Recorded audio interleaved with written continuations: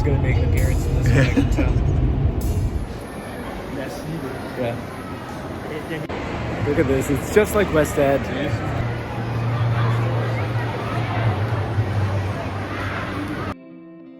This is where I mentioned West Edmonton Mall. They have a huge indoor skating rink, they've got a big water park, they have the world's biggest indoor lake, and over 800 stores. It is one of the biggest malls in the world, and they have the biggest parking lot in the world. You must be exhausted coming all the way from Texas. So sad that this is... Oh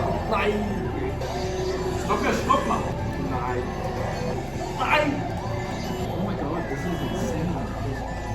Why am I little? As the only one. Oh, I'm so close to beating you. Not really. Did you see how close I got at the end though? Clearly not. Stuffing is my favorite part of Thanksgiving dinner, and I really enjoy making it. There's a fair amount of chopping and ripping up of bread to make the stuffing, but I find it so pleasant to just stand there and work with the food, knowing the result is going to be such a delicious thing for everybody to enjoy. Stuffing is my absolute favorite part of Thanksgiving dinner.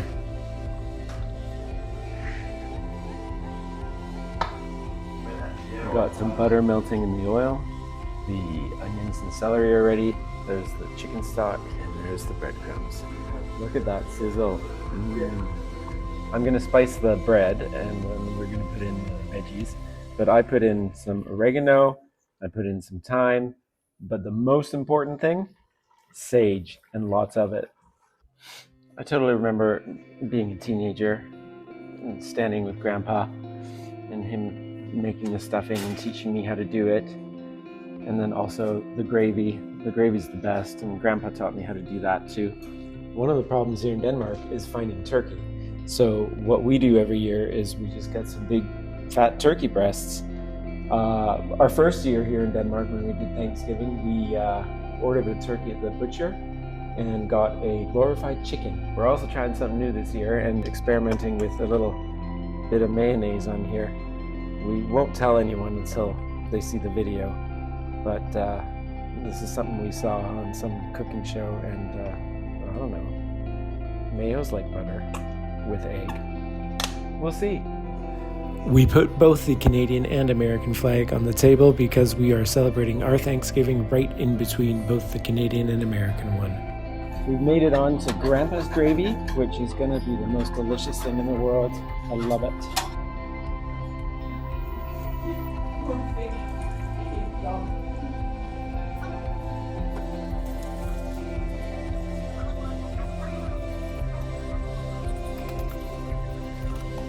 We really tried to get some Danish Hygge into our Thanksgiving meal. Shahana had worked on it most of the week leading up to. We had a great time having the boys over.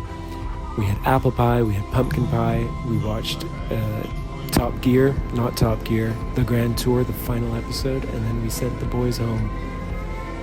And all in all, it was just a great weekend for the whole family. So Thanksgiving's over. The only thing left to do is tidy up. A little bit of a mess here and there. But Thanksgiving being over means that you can now decorate for Christmas, which we now have put up our first Christmas decoration. And really sort of looking forward to that because I'll show you why. We have the storage room here, and most of it, storage room pantry, most of it is devoted to our Christmas stuff. And if that's not enough, then we also have a whole bunch of stuff under the bed. So that means we can finally have some space in the storage room, at least until Christmas is over. So we had our Thanksgiving, and it was really nice to see the boys, and one of the girlfriends was here, and one of the boys' friends was here. We had a really good time. Thanksgiving isn't really something they do here in Denmark, and just things like turkey, even just celery was hard to find. But we've always done it.